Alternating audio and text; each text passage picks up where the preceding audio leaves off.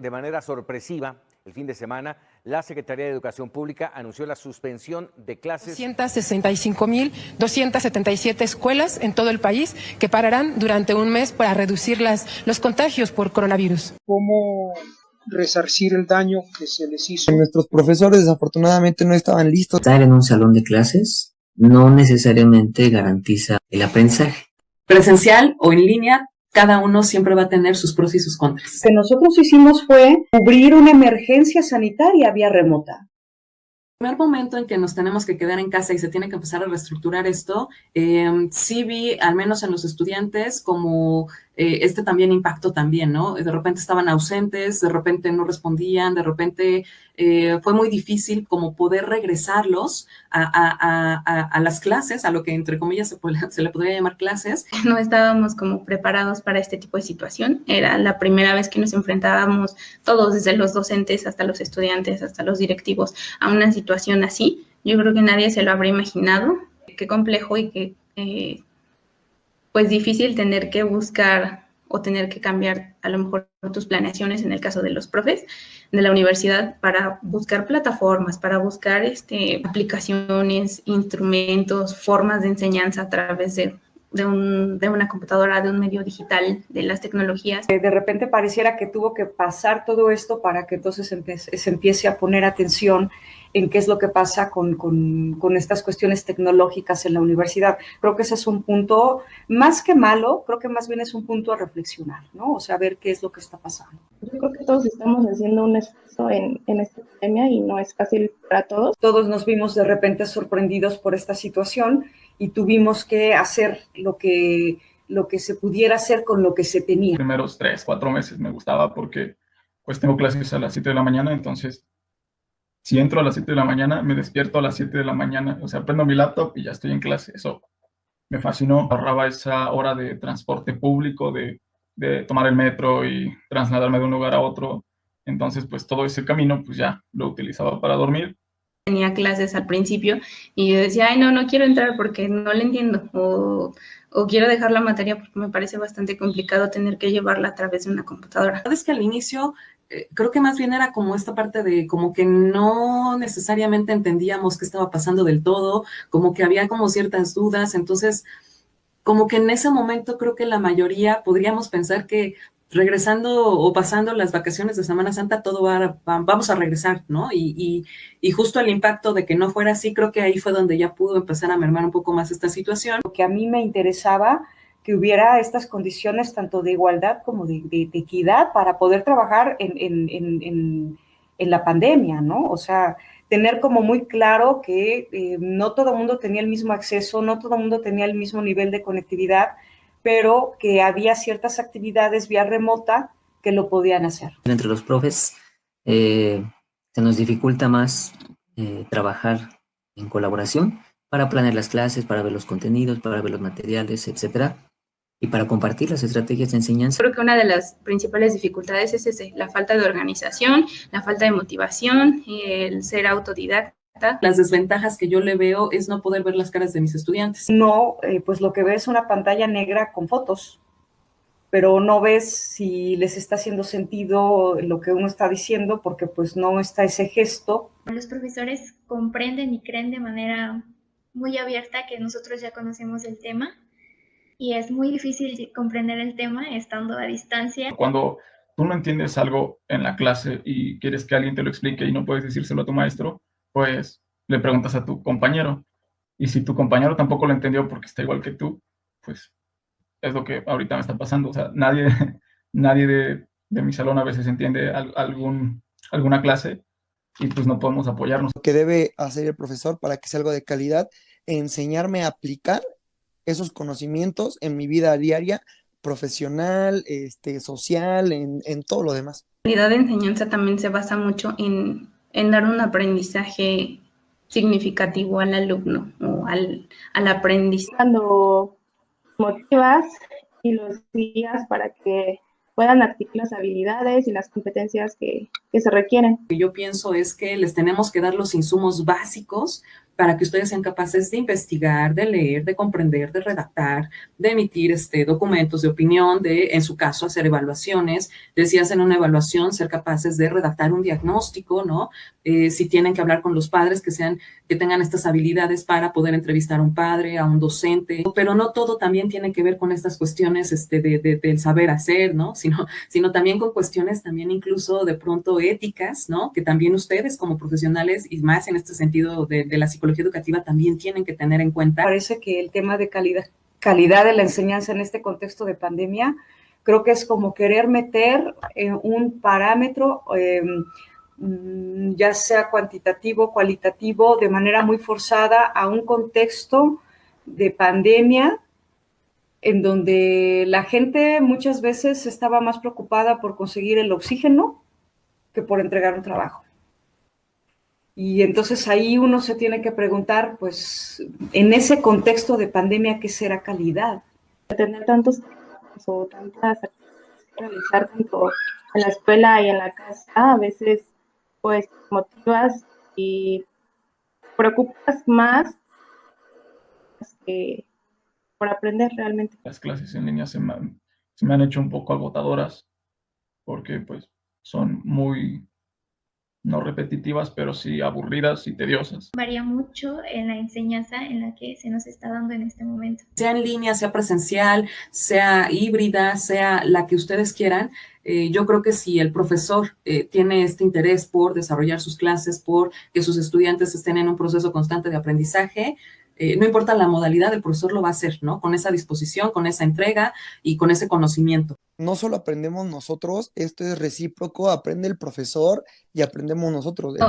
Profesores que de plano de 2 clases que te tienen que dar a la semana te dan una o no, y eso ni te la dan completa, ¿no? Te dan 30 minutos de ese día que te tocaba clase y de pronto te llenan de tareas. Ha sido una situación como complicada, cansada más que nada. Antes decía, bueno, llegaba a mi casa y bueno, cuando trabajábamos en presencial y a uno le daban todavía ganas a lo mejor como de repente de leer algo en el correo o hacer algo. No, ahora ya no, ahora es el tiempo que más puede estar alejada de una pantalla para mí es como muy sano. Siento que mi rendimiento no es el mismo, ni tampoco es el máximo en las clases. Tanto estudiantes como docentes somos seres humanos y esto, lo que vivimos de la pandemia, nadie se lo esperaba. ¿Esto es funcional o no? Es que la verdad también es que va a depender del estudiante, ¿no?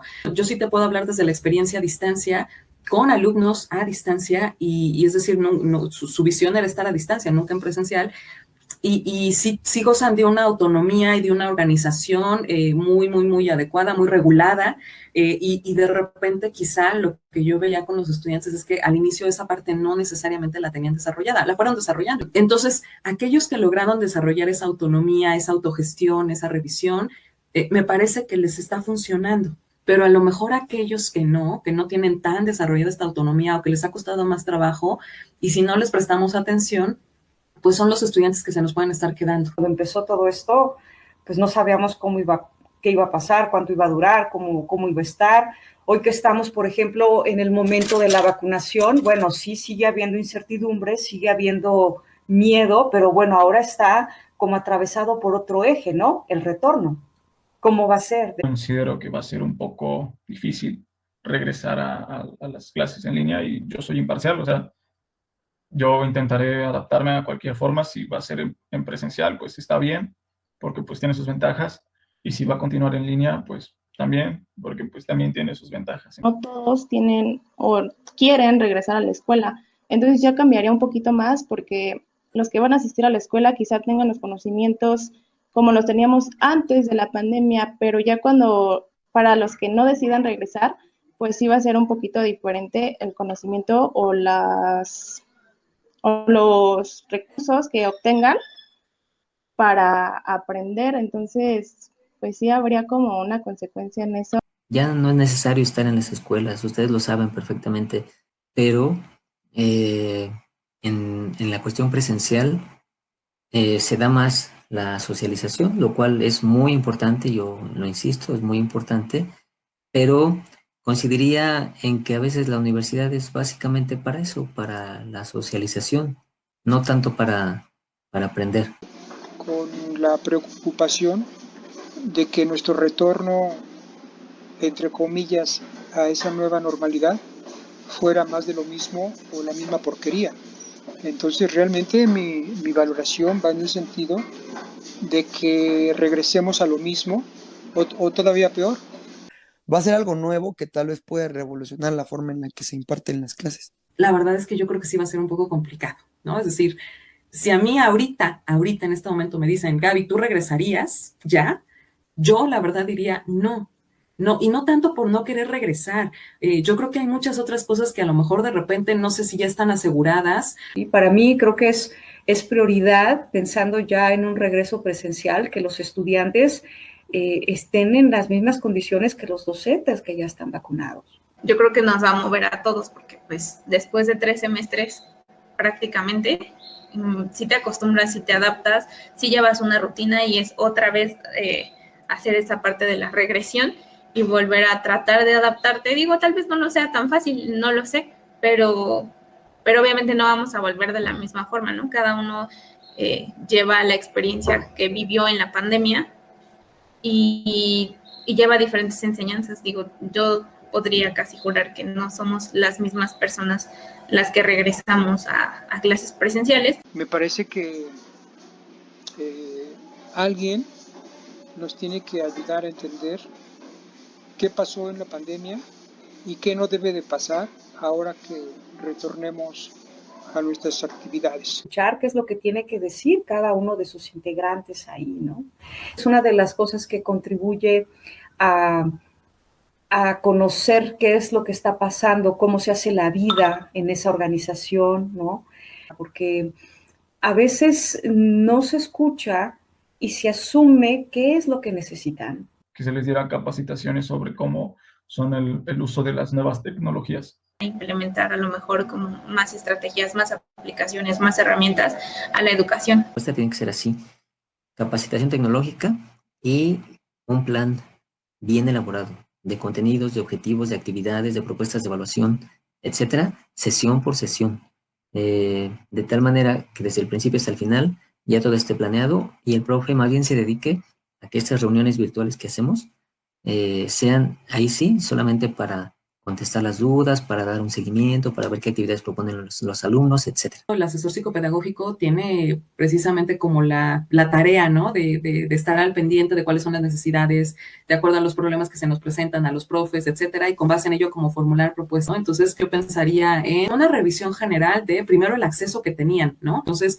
de entrada, pues para mí un primer filtro sería eso, en esta modalidad en la que estamos, ¿no? Entonces, ya que aseguré que todos tienen conexión, entonces ahora sí, a ver, conocimiento de qué sabes usar, cómo lo sabes usar, qué no sabes usar, qué te gustaría usar, que a lo mejor no sabes, pero te gustaría usar, y tener como ese abanico de posibilidades de qué necesidades tienen los docentes en ese momento. Otro segundo nivel sería ya, ahora sí, ¿a qué problemas te estás enfrentando con justo el proceso de enseñanza-aprendizaje con tus estudiantes en esta modalidad?